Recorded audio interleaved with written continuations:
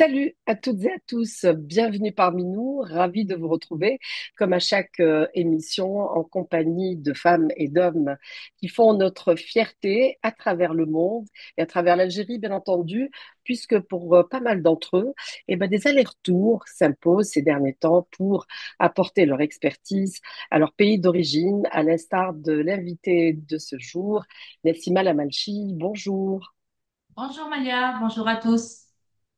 Merci d'avoir accepté notre invitation. Vous faites aujourd'hui votre diasporama à partir de Paris. Il a été très difficile de vous accaparer. Vous voyagez beaucoup, et notamment en Afrique et en Algérie plus précisément. On y reviendra tout à l'heure. Alors, Nessima, vous êtes avocate. Vous êtes cofondatrice du cabinet My Legal Partner, un cabinet d'avocats spécialisé dans le droit du numérique et la propriété intellectuelle et les données personnelles. On en parle beaucoup et c'est un pur hasard ces dernières émissions. Vous intervenez, comme je l'ai dit, essentiellement en France, en Afrique francophone de manière générale et plus précisément en Algérie. Vous avez des domaines d'expertise comme la propriété intellectuelle, le droit du numérique, les données personnelles, la vie privée, les réseaux sociaux, c'est tellement d'actualité, et les contrats, notamment informatiques. Alors, Nessima, tout d'abord, dites-nous qu'est-ce qui vous a conduit vers le droit, hein, de manière générale, et le droit numérique plus précisément. Il faut savoir que, en fait, c'est vrai que quand on passe le bac et quand on est en terminale, on n'a pas, puis à l'époque, hein, encore une fois, on remonte il y a, enfin, il y a 25 ans, 30 ans déjà, il n'y avait pas beaucoup on va dire que les métiers qui étaient euh, en vogue et surtout validé par nos parents, Oui, c'était pas tous les métiers. Et donc c'est vrai que je voyais bien que quand je proposais des métiers, je sais pas, enfin, plein de métiers très intéressants, bon, mes parents étaient pas trop pour. Et puis, par exemple, par exemple, par donnez-moi un exemple, exemple. ingénieur, Ah oui, bon, ah oui, moi-même je savais pas hein, ce que c'était vraiment, parce que il y a plein de, c'est-à-dire qu'aujourd'hui il y a plein de types de spécialités dans les écoles d'ingénieurs, mais ingénieur, je trouvais ça bien, mais pas assez. Donc en fait, j'ai tout de suite compris, enfin rapidement chez mes parents, qu'ils avaient besoin d'un métier où juste on dit le métier. oui, Donc en fait, j'ai compris que c'était médecin ou avocat. Bon, après, il n'y a pas que mes parents, parce qu'évidemment, déjà, j'étais quelqu'un qui prenait du recul et qui réfléchissait aussi aux choses, c'est-à-dire est-ce que mes parents voulaient, est-ce que moi je voulais.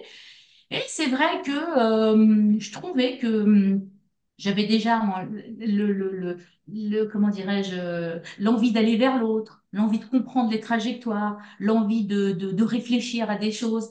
Et donc, je me disais que c'est a priori quelque chose qui allait me plaire. C'est comme ça, en fait, que ça a commencé, en me disant, bah, je tente et puis je vois ce que ça donne. Et c'est vrai que dès ma première année, en fait, je me disais quand même, en tout cas, c'est le sentiment que j'avais à l'époque, encore une fois, c'était il y a 30 ans, aujourd'hui, c'est quand même assez différent, heureusement, c'est que je me mhm, disais, mais j'avais l'impression de prendre un chemin que peu avaient emprunté. Ou pas, c'est-à-dire que j'avais pas trop de rôle modèle. Je me disais, mais même si je termine, et après, qu'est-ce que je vais faire? Enfin, j'y allais, on va dire, dès ma première oui. année, avec pas mal de questions quand même, et Parce que c'est de vrai stress que, sur la suite. oui, on disait, on a toujours dit le droit mène à tout, c'est-à-dire, désolé de Ben, c'est dire ça, ça, mais mais c'est bon, vrai, quand on ne sait pas quoi faire, on fait droit et puis on trouvera forcément sa voie. c'est Est-ce ça. que vous Mais trouvez que c'est le cas, ou c'est injuste de penser comme ça? non, c'est pas injuste. En fait, c'est vrai que le droit, c'est très, en fait, le droit, c'est la vie, hein. Dès Oui, la première année, alors c'est assez concret, moi je trouve. Après, je sais pas ce qu'en disent les étudiants d'aujourd'hui, mais dès la première année, on vous apprend c'est quoi le droit des obligations, ça veut dire le droit des contrats. Donc on comprend quand même qu'il y a deux parties, etc. On nous apprend aussi un peu de droit de la famille. Tout ça, c'est tôt, entre la première et la deuxième année, avec les régimes matrimoniaux, avec les divorces, avec les problèmes d'enfants. Donc on a tout ça dans notre entourage.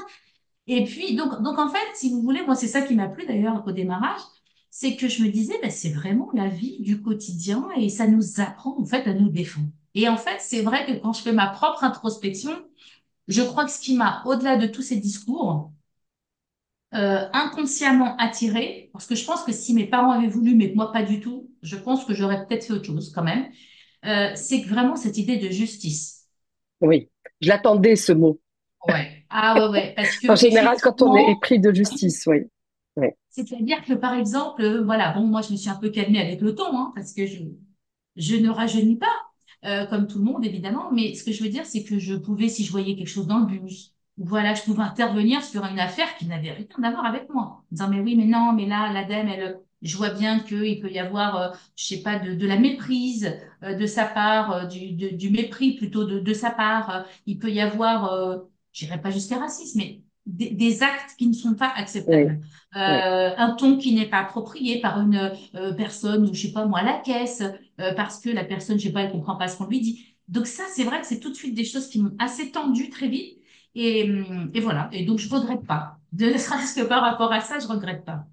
Eh ben, c'est formidable. En tout cas, il est vrai qu'au départ, pour beaucoup de jeunes bacheliers, bon, ben, ils savent pas trop où aller, quel chemin prendre, mais en cours de route, quand on arrive à se réorienter, aller au bout de ses désirs, c'est mieux. Et ce qu'on disait un petit peu tout à l'heure en off, Nessima, c'est qu'effectivement, les jeunes lycéens sont complètement déconnectés de la vie active.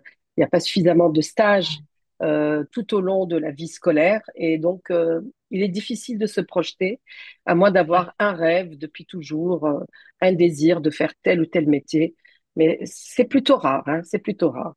Alors, droit, avocate et puis spécialisée. Donc vous, quand le Ouais. numérique est arrivé, vous êtes mis dedans, mais bien sûr professionnellement comme un peu tout le monde, hein, de notre génération qui n'est pas digital native, comme on dit. Mais Ouais. nous avons pris le train en marche. Mais alors, vous, à la différence, c'est que vous avez pris le train en marche et vous vous êtes spécialisé dans le droit du numérique. Pourquoi Ouais. cette spécialité, Nessima? Alors, en fait, quand on fait du droit, justement, il y a énormément, au fur et à mesure qu'on avance, en fait, vers la quatrième, la cinquième, la sixième année, il y a énormément, en fait, de spécialités, mais tellement différentes.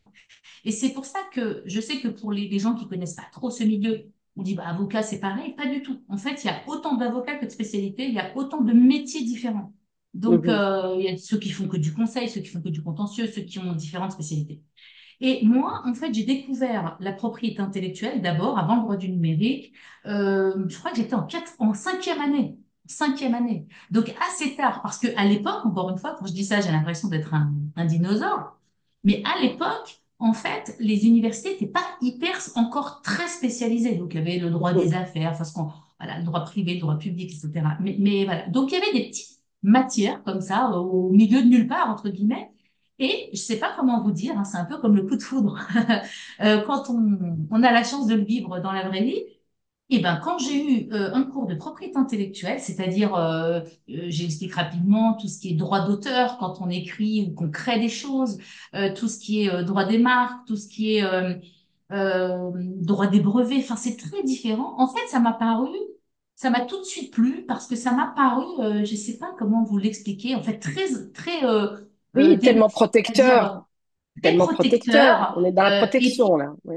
exactement Ouais. et dans la protection de la propriété. Donc j'ai compris, Mhm. mais aussi bien des années plus tard, parce qu'on m'a dit mais pourquoi la propriété intellectuelle? Je dis je dois avoir un truc avec la propriété ou avec l'expropriation, je ne sais pas. Oui, oui, Bon, oui. après, encore une fois, je fais pas de psychologie de comptoir, mais je pense que derrière tout ça, il y a mon histoire et il y a l'histoire de toute l'Algérie, probablement, parce qu'il y a un sujet et de justice et de propriété. Ouais. Et moi, en fait, ça m'a, et voilà. Et donc, c'est de la propriété, donc, qu'on dit incorporelle, c'est-à-dire qu'on ne peut pas la toucher, mais qui a beaucoup de valeur.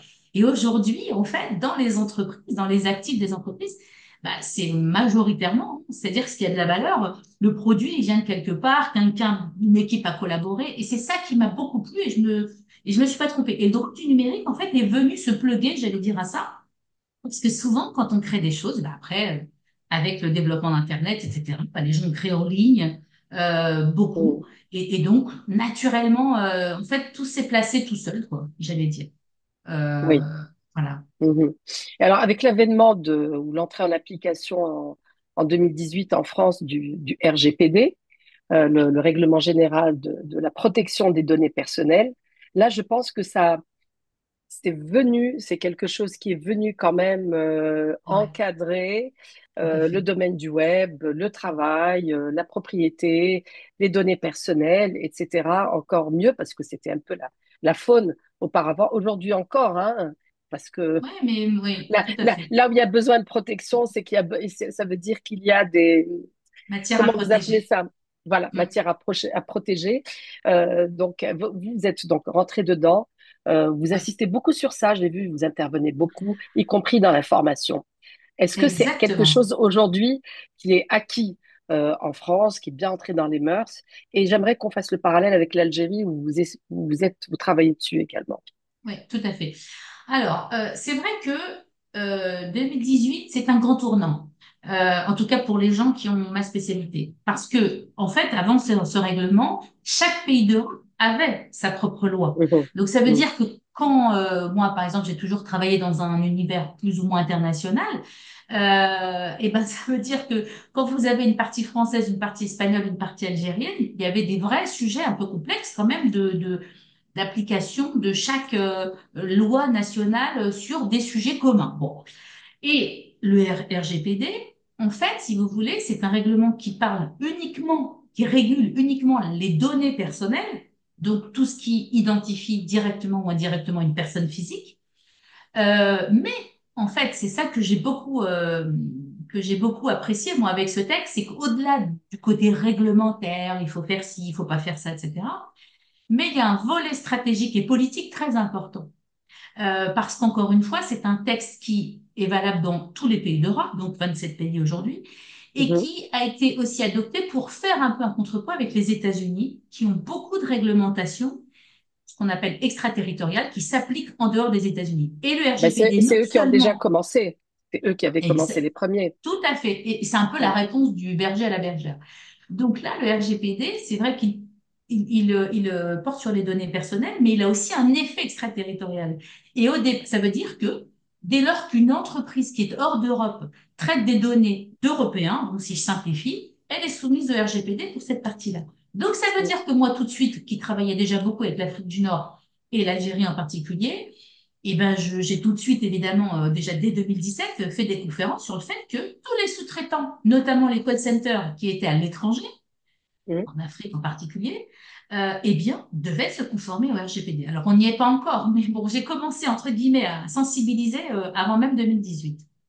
Alors, et les call centers, pour rester dans ce chapitre, les call centers d'entreprises internationales qui se trouvent en Algérie, alors, et comment ça se passe au niveau de la réglementation? Est-ce que la Alors, réglementation en Algérie est suffisante, justement? alors, en fait, si vous voulez, pour faire très simple, l'Algérie a adopté une loi qu'on appelle la loi 1807 en 2018, mais qui en réalité, donc c'est la première loi, hein. Ça veut dire qu'avant ça, alors, bon, je ne vais pas rentrer trop dans les détails, mais il n'y avait pas de loi spécifique en Algérie sur la régulation des données personnelles. Il y avait des lois Oui. sur la sécurité des données, il y avait des lois sur La l'introduction, notamment cybersécurité, la oui. cybersécurité, notamment sur le Mhm. volet pénal. Mhm. Mais cette loi-là, maintenant, elle s'applique un petit peu à tout le monde, d'ailleurs, voilà. Mais elle est entrée en application que l'an passé. Mhm. C'est-à-dire qu'en fait, il y a eu toute une série de... Bon, forcément, le Covid passait par là. Enfin, bref. Donc, ça a retardé sa entrée en vigueur et la mise en place de l'autorité algérienne de protection des données personnelles, qui a commencé d'ailleurs ses premiers contrôles et voilà. Donc, pour répondre à votre question initiale du call center algérien, en fait, ce qu'il faut comprendre en matière de données, c'est assez simple en réalité, c'est que c'est comme si c'était des petits paquets. D'accord? Moi, je suis quelqu'un qui est très visuel. Donc, si dans ce paquet de données que vous traitez, Maya, ce sont des données d'Algériens et que vous êtes en Algérie, vous appliquez la loi nationale Mhm. 1807. Par contre, donc forcément, si je suis un call center installé en Algérie, je traite des données d'Algériens puisque ce sont mes salariés, mes collaborateurs, mes partenaires. Mais forcément, si je suis un call center, c'est que je suis en offshoring d'autres donneurs d'ordre qui sont en Europe ou qui sont aux États-Unis ou qui sont je ne sais où. Eh bien, ces gens-là vous envoient des données. C'est ces données-là que vous allez traiter puisque vous allez dire oui, allô, bonjour, Nassim Mhm. Alamchi, Maya, voilà. Et donc, ces gens-là, s'ils sont en Europe, s'ils sont résidents européens, et j'ai pas dit des citoyens européens, c'est pas pareil, s'ils sont résidents européens, alors en fait, quelque part, même si la société, le call center qui traite leurs données n'est pas en Europe, il doit quand même appliquer la réglementation européenne. Donc, conclusion, Ah oui, le call ah oui, center algérien doit respecter et la loi algérienne pour les données des Algériens et le RGPD pour les données des résidents européens. Et ça, c'est valable dans tous les pays du monde. C'est pas propre à l'Algérie, hein, bien sûr. Ça veut dire que c'est pareil à Madagascar. Donc moi, par exemple, quand j'accompagne des clients, dans une conformité, que ce soit ici ou là-bas d'ailleurs, je remonte le fil pour chercher en fait où sont les sous-traitants, puisque ça fait partie, c'est une partie importante de la conformité. Et ce que j'aime aussi beaucoup, c'est aussi pour ça que depuis 2018, je me suis pas spécialisée puisque j'étais déjà là-dedans. Mais j'y accorde plus de temps, en fait. Je libère plus de temps pour ça. C'est que c'est très opérationnel. Parce que là, en fait, il y a des documents à voir, mais vous allez voir aussi, vous travaillez avec toutes les directions de l'entreprise, hein. Donc, vous voyez, c'est pas vraiment une posture d'avocat quand vous faites ce travail-là. C'est plus une posture oui, de chef de projet, de consultant, de DPO, ce qu'on appelle le DPO, Data Protection oui. Office. Donc, bon, Alors, enfin. parlez-nous un peu de My Data Partner Jazair. Où est-ce que ça en est? Alors, bah, écoutez, alors, My Data Partner, c'est déjà une Legal Tech ici qui est lancée depuis 1 an et demi, donc ici en France. Donc, Oui. c'est une Legal Tech, ça veut dire quoi? Ça veut dire que c'est une start-up qui propose des services juridiques packagés pour que ce soit plus rapide, moins cher, etc. D'accord? Pourquoi on a créé cette Legal Tech? Parce qu'on s'est aperçu justement sur le RGPD que tout le monde n'avait pas les moyens, ni forcément besoin d'avoir un chef de projet, un avocat ou quelqu'un qui l'accompagnait vraiment sur du sur-mesure, parce qu'il faut pouvoir avoir accès à tout ça. Et Mhm. donc, avec mon équipe, en fait, on a décidé de faire une Legal Tech qui allait approcher la conformité RGPD par secteur en disant, bah, on va faire des petits packages adaptés, préadaptés à un secteur. L'audiovisuel, on va bon, c'est pas encore fait, hein, mais on va préparer ça. Dommage. Voilà, ben voilà, je vais m'y mettre. Pour les RH, on prépare ça. Donc en fait, chaque secteur il y a toujours des documents communs, hein, à tous les secteurs. C'est Mhm. un peu comme la dalle de béton si je construisais une maison. Mais après, il y a des spécificités parce que tel secteur a des points d'attention différents de l'autre secteur. Donc, quelque part, nous, notre plus-value, c'est de préparer le panier repas idéal pour le secteur et de dire avec ça, vous avez déjà un premier niveau de conformité. Ce que je veux faire en Algérie, donc avec My Data Partner Jazair, c'est d'approcher justement le marché de cette façon-là, peut-être un peu moins sectorisé parce que le marché est encore assez jeune en Mhm. Algérie, puisque là on commence seulement à se mettre en conformité. Mais en tout cas, ce que je veux faire en Algérie, c'est proposer des documents, peut-être sous forme de template, donc c'est encore à la réflexion, euh, adaptés, justement au marché algérien pour qu'ils puissent avoir des documents de qualité et pouvoir eux-mêmes, peut-être avec une formation, une assistance, j'allais dire, se mettre en conformité. C'est l'objectif. Mhm. Très bien. Mhm. Très bien. Et vous travaillerez donc avec des... Donc, ce serait pour monsieur, madame, tout le monde ou plus pour des juristes? Alors, c'est plus du B2B, donc que Oui. ce soit ici ou là-bas. Donc, ça veut dire qu'en fait, on s'adresserait à des entreprises et qu'on s'adapterait au fur et à mesure de leurs différents secteurs. Mais on travaillerait essentiellement avec les entreprises. Si, alors, il peut y avoir très bien dans ce business, il y a un volet B2B forcément, mais il peut y avoir aussi un volet pour le consommateur, c'est-à-dire, mais ce serait plus une hotline en disant, mais là, voilà, mais ça m'est arrivé en formation parce que vous savez, les gens que je forme en Algérie, c'est des gens de grandes entreprises en Algérie. Mais quand je leur parle de différentes choses, bah, la réflexion qu'ils ont, c'est aussi ils reprennent leur casquette de monsieur, madame, tout le monde. Quand on fait nos courses, ils disent, mais ça veut dire ce que vous me dites là. Quand j'ai ma carte de fidélité et que je dis, je sais pas, non, je veux pas recevoir de SMS, mais que j'en reçois quand même de telle grande entreprise algérienne, c'est pas normal. Ah non, c'est pas normal. Oui. Donc en fait, ça développe, ce que je vais vous dire, c'est que quelque part, on est une seule personne, et vous et moi, donc évidemment, on a une activité professionnelle, mais on a aussi une vie privée. Et donc forcément, plus vous êtes un professionnel averti, plus dans votre vie privée, vous allez aussi avoir des réflexes en disant, tiens, l'école de mes enfants, quand on fait ça, c'est peut-être pas tout à fait correct. Donc ça donne, en fait, et c'est aussi un levier, on n'en est pas encore là, assez stratégique parfois, Mhm. pour se dire, tiens, il y a une petite faiblesse dans cette entreprise. Oui, et puis depuis l'avènement de Internet et du web, les données personnelles et professionnelles, la vie personnelle et professionnelle est enfin, ce sont des vases communicants. Donc, Ben, clairement. Et effectivement, d'ailleurs, il est important d'encadrer, cloisonner toutes ces activités et et ce qu'on tout me ce dit souvent, comportement Maya, sur le web. Oui, justement, et ce qu'on me dit souvent justement sur le web, on dirait, ben non, mais je vais pas demander le consentement de Maya parce que toutes ses coordonnées sont sur son profil LinkedIn. Ben, je oui, vois pas le rapport en fait. C'est pas parce qu'une oui. donnée est publique qu'elle peut être exploitée. Bon, je rentre pas trop dans les détails, mais par exemple, pour vous faire Pareil pour vous voyez, de l'image, la par exemple, prospection. Ah bah, pour l'image l'image, encore plus, pareil. bien sûr, bien Ouais. sûr. Mm, Mais tout est mm, enchevêtré. Et c'est aussi mm. pour ça, par rapport à votre question de tout à l'heure, que tout ça s'est créé naturellement. C'est-à-dire, quand vous faites de la propriété intellectuelle, du numérique, vous êtes obligé de faire de l'e-réputation, du droit à l'image, des données Mm. personnelles. C'est un package. Exact.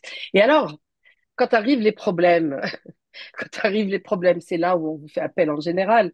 Et ce serait peut-être mieux de venir vous voir en amont, parce que ça, c'est un réflexe qu'il faut avoir et que dans les pays anglo-saxons, par exemple, ça se fait, ça se fait beaucoup, de consulter avant de se lancer, avant le projet, avant toute chose. Alors, quand les grands problèmes, on va dire, informatiques ou numériques arrivent dans la donnée, dans la propriété intellectuelle, euh, dans les attaques, voyez, Ah en bah, matière de oui, oui. cybersécurité, par Ah bah exemple. oui, Alors, parfois, on parle de PRA, de plan de reprise d'activité. Donc, là, je pense que avocats, informaticiens, web développeurs, etc., travaillent ensemble. c'est ça. Donc, est-ce que ça vous est déjà arrivé Ah d'intervenir, de oui. venir en pompier, hein, un peu en pompier lorsqu'il y a et qu'il y a eu un cas de figure pareil, par exemple? Ah mais évidemment. Alors, ce qu'il faut savoir, c'est que moi, dans mes clients, je fais autant de conseils que de contentieux. Ça veut dire que j'ai quand même pas mal de clients qui viennent me voir avant. Mhm, Après, évidemment, dans ces clients-là, il y en a qui n'ont pas le choix parce qu'ils ont une certaine taille, une présence en ligne. Vous me parlez de site internet. Moi, souvent, bon, des fois, quand j'arrive sur un site internet que je connais pas, je regarde deux, trois trucs, je vois tout de suite à peu près hein, le niveau de conformité. Donc, mhm, vous voyez, encore une fois, je prends toujours l'image, bon, enfin, c'est celle qui me vient, que si j'arrive chez vous, je vois tout de suite à peu près, dès l'entrée, quel style d'appartement je vais avoir. Plutôt bien mhm, rangé, plutôt pas rangé. C'est pareil sur un site internet. Donc, contrairement à ce qu'on pense, et puis il y a beaucoup de contrôles qui sont effectués en ligne avec des robots, etc. Donc, contrairement à ce qu'on pense, le site internet dit déjà beaucoup de vous et de votre activité. oui, Donc, voilà, ça c'est un. Deux, bien sûr que ça m'est arrivé d'arriver en pompier, j'allais dire même en policier, parce qu'il s'est passé des choses graves. J'ai des clients qui ont eu des failles de sécurité très très importantes. Ça veut dire qu'ils ne peuvent pas travailler. C'est ça une oui. faille de sécurité. Et souvent, alors ce qui est terrible, c'est qu'on dit, mais c'est pas de ma faute parce que moi j'avais pris un prestataire. Oui, mais c'est pas tout à fait comme ça. C'est pas parce que vous avez pris un prestataire que, bon, évidemment, il est responsable hein, de ce qu'il fait, mais votre responsabilité, elle peut quand même être engagée. Donc, le problème, c'est que dans ce domaine-là, les gens, c'est pas qu'ils mélangent, c'est qu'ils pensent qu'ils ont un contrat, alors ils sont tranquilles. Ben, ça dépend Mm, de quel mm, contrat. Enfin, je vais pas rentrer trop dans les détails. Ça m'est aussi mm. arrivé d'avoir des clients qui faisaient l'objet de cyberharcèlement en ligne. Et je parle en B2B encore. Je parle même pas des cyberharcèlements entre Oui. gamins au collège, au lycée, enfin ça c'est encore un autre sujet. Donc on est Mm, vraiment entre personnes privées en fait. Là, même en oui. B2B, de dire ah ben voilà, je sais pas, my data partner, c'est n'importe quoi, et machin, et je connais, Nassima, elle raconte n'importe quoi. Bon, mais tout ça en 3 jours, vous avez, je sais pas moi, 100 tweets qui Mm, sont republiés. Donc tout ça, c'est des choses, oui, évidemment, que j'ai eu à gérer. Et heureusement, contrairement à ce qu'on pense, c'est pas parce que c'est en ligne qu'on peut rien faire. oui. Oui. Pas du tout. Il y a une réglementation, il y a bon, on va pas rentrer en détail, mais les hébergeurs, il y a une réglementation très stricte des hébergeurs qui doivent agir promptement quand on signale des éléments. Enfin, voilà. Maintenant, il y a encore pas mal de boulot. Par exemple, sur YouTube, il y a encore pas mal de choses compliquées à faire respecter. Par exemple, pour le cours propriété intellectuelle en droit d'auteur, je représente des clients et c'est compliqué sur YouTube encore de faire respecter ces droits. C'est pas impossible, mais c'est compliqué, c'est long, Mhm. Je c'est pense que possible. le plus gros du contentieux, c'est sur les réseaux sociaux. Ah oui. Et puis, à l'ère de l'intelligence artificielle, il y a des vidéos, des informations, c'est l'explosion des fake news. Usurpation d'identité Et aussi. et de l'usurpation Ça, d'identité et de diffamation. Enfin, là, je pense qu'il y a ouais, vraiment, vraiment beaucoup, beaucoup de travail énormément. à faire et ça va beaucoup plus vite que la réglementation, même des fois. Tout Et c'est à pour ça fait. qu'on parle aujourd'hui beaucoup de construire une cyber-résilience. Ah bah oui, tout à On en fait. est, on est dedans de plus en plus, hein, parce que au vu des dégâts, justement. Alors en fait, ce concept de cyber-résilience, c'est vraiment ça, c'est de se dire, en fait, comment vous dire? C'est des vraies stratégies. C'est-à-dire, parfois, il faut agir vite et bien et fort. Parfois, il vaut mieux pas agir tout de suite, pas comme ça. En fait, il n'y a Mm, pas une seule, contrairement à ce qu'on peut penser, on ne fait pas, mm, nous, avocats, toujours la même chose pour toujours le même problème. Il y a des mhm, fois, sans rentrer dans les détails, parce qu'il y a des dossiers en cours, mais il y a ce qu'on appelle l'effet Barbara Streisand. C'est-à-dire mm. qu'en quelques instants, c'est bon, tout le monde connaît cette actrice chanteuse américaine, et qui avait à un moment donné, comment dirais-je, combattu un journal américain qui avait filmé en fait ou pris en photo sa villa d'en haut, là, à Los Angeles ou je sais plus. Et elle voulait pas, justement, pour des raisons de sécurité, qu'on la voie. Et en Mhm. fait, comme elle a agi vite, fort, bah finalement, l'effet escompté, ça veut dire que personne ne la voit, bah tout le Oui. monde l'a encore plus vue. En disant, oui, vous Ben vous rendez oui, et compte. c'est ça, c'est ça. Mm, Donc, vous voyez, dans cyber-résilience, il y a résilience. Et parfois, en fait, on va prendre en compte un certain nombre d'éléments et de critères. On décide pas tout seul, hein. Nous, on propose une stratégie, puis avec les contraintes du client et ses spécificités.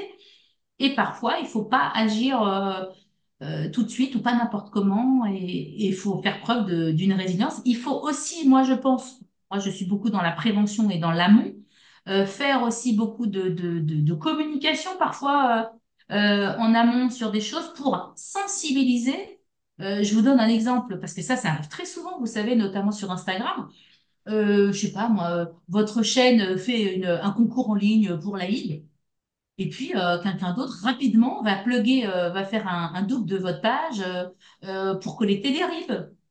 Mais c'est eh pas oui, vous, c'est un autre. Mais enfin, en eh oui, fait, eh oui, ah bah eh oui, oui. non, mais il y a plein de choses. Et donc là, typiquement, euh, c'est pareil. Si régulièrement sur votre profil, vous dites attention, quand on lance un concours, c'est des petites choses des fois, mais qui peuvent être efficaces.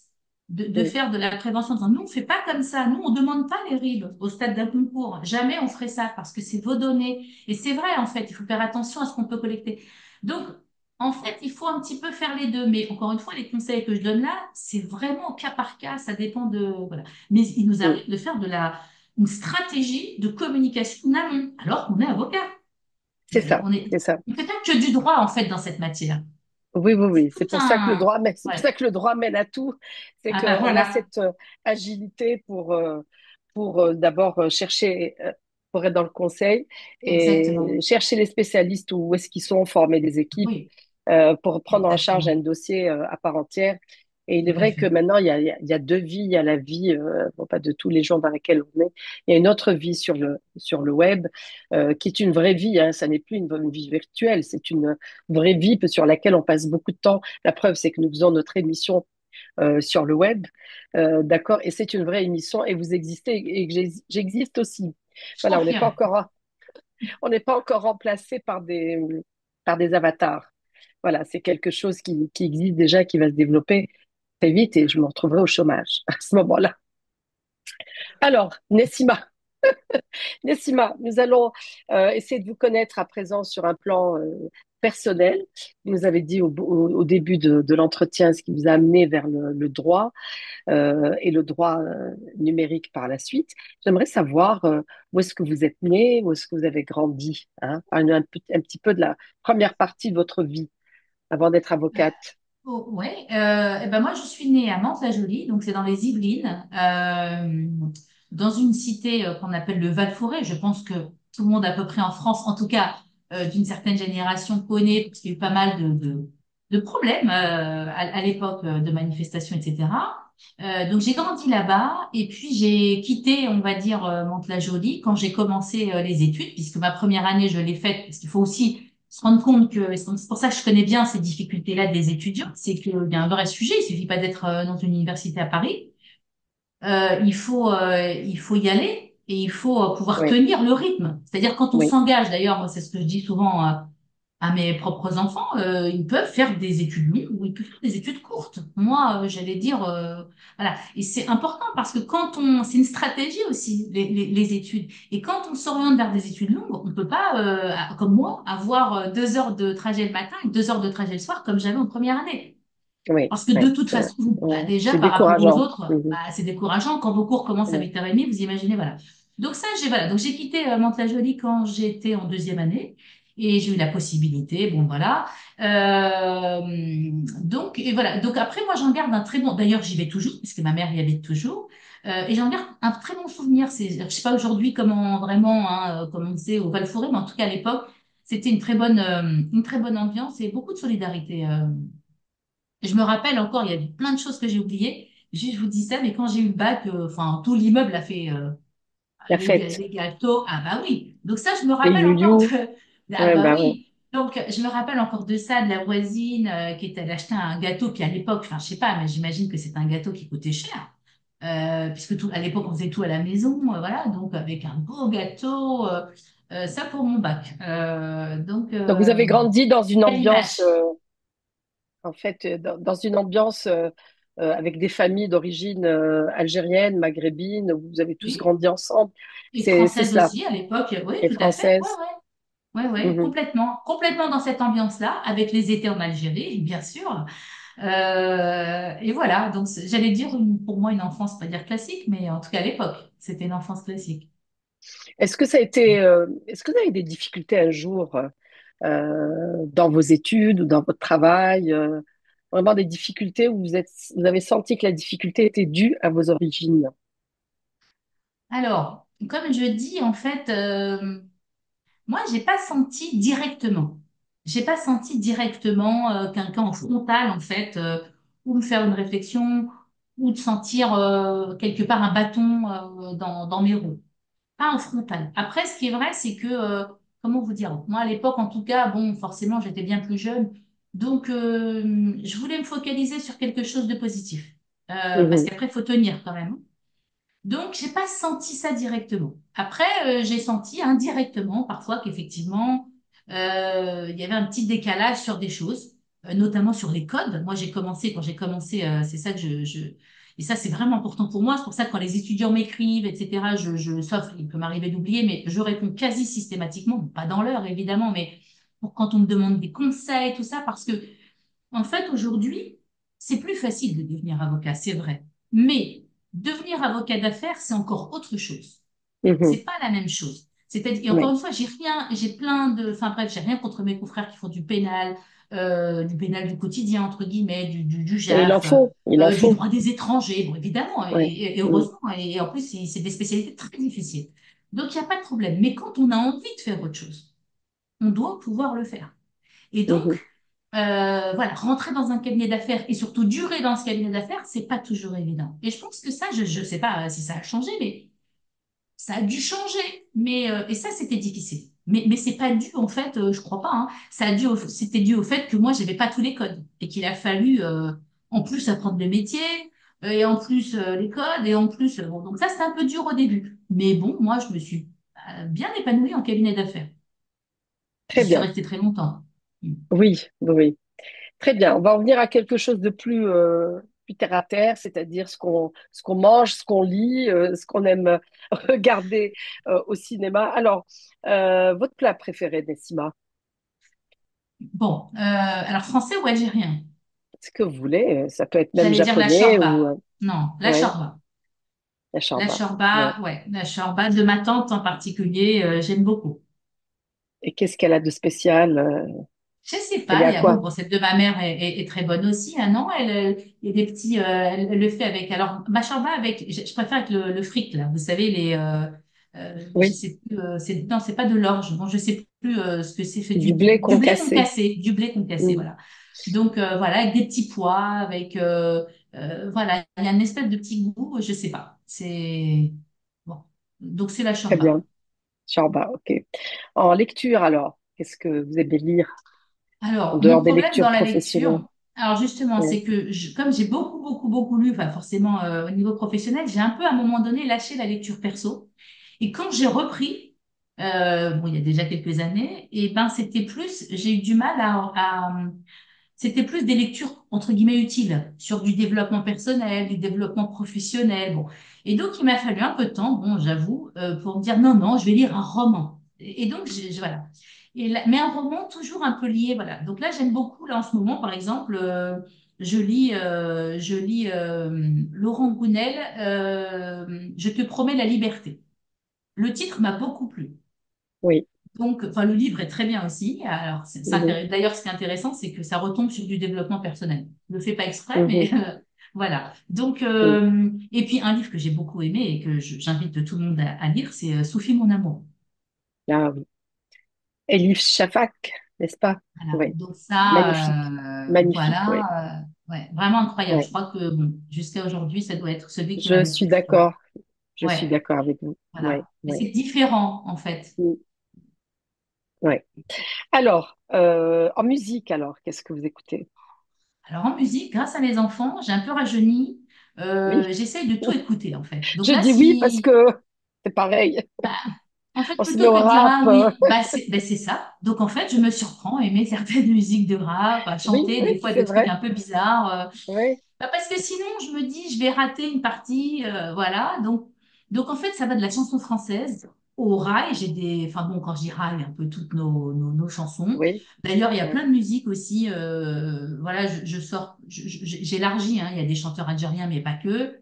Après, je suis pas une grande connaisseuse, je dois dire, de la musique orientale vraiment d'avant, voilà.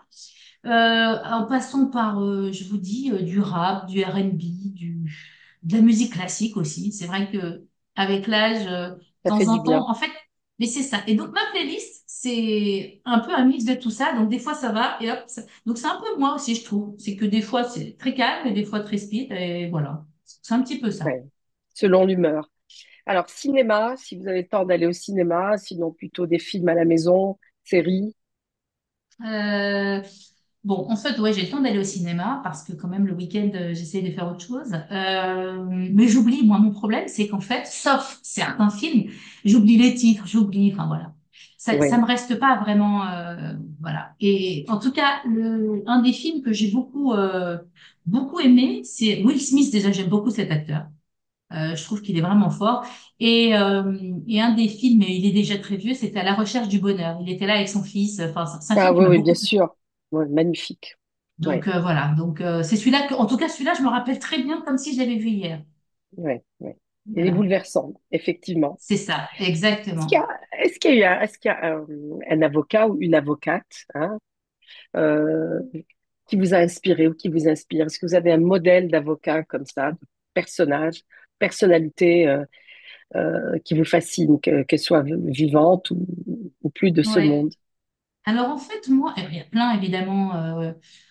Évidemment, quand vous me dites ça, je pense par exemple à Gisèle Halimi.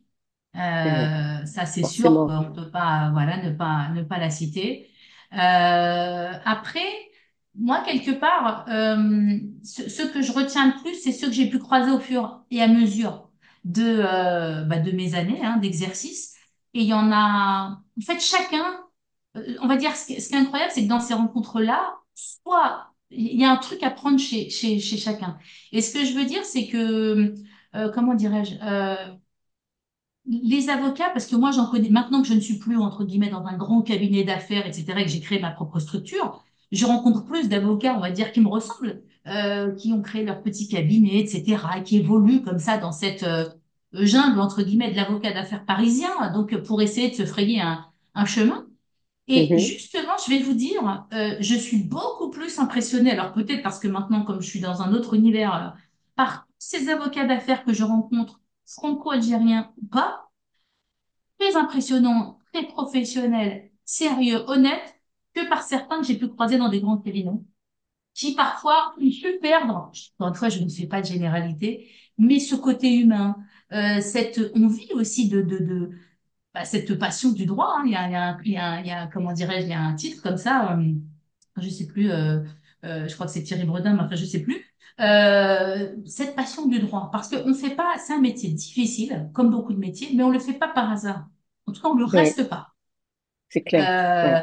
et ça, cette petite flamme, des fois, je ne l'ai plus vue. chez certains associés de grands cabinets qui sont là avec d'autres problématiques en tête que le dossier et le lien avec le client. Moi, aujourd'hui, c'est vraiment ça. C'est ces petits avocats, c'est pas, je m'intègre avec un, mais ce sont les avocats du quotidien d'affaires qui me, voilà, et les copains que je connais sauront se reconnaître.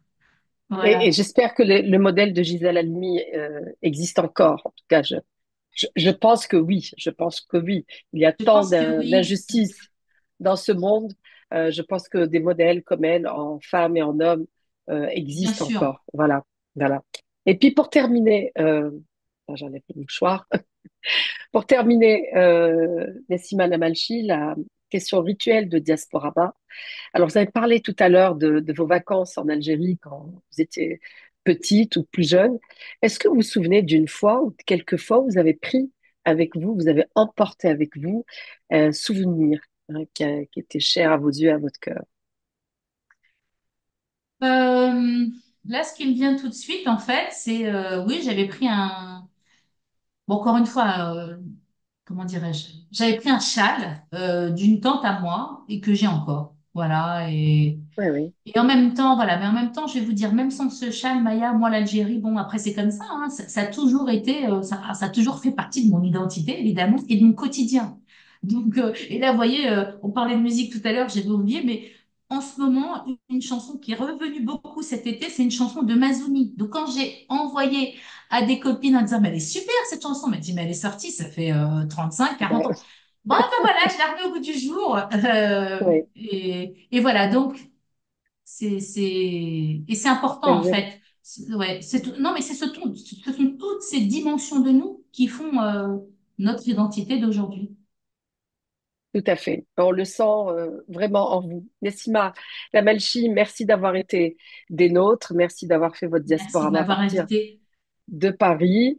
Je vous rappelle, chers visio-spectateurs, vous pouvez revoir ce programme sur les plateformes digitales du Soir d'Algérie, la chaîne YouTube, page Facebook et le site web, bien entendu. À très bientôt et bonne continuation, Nessima. Au revoir. Merci. Au revoir à tous.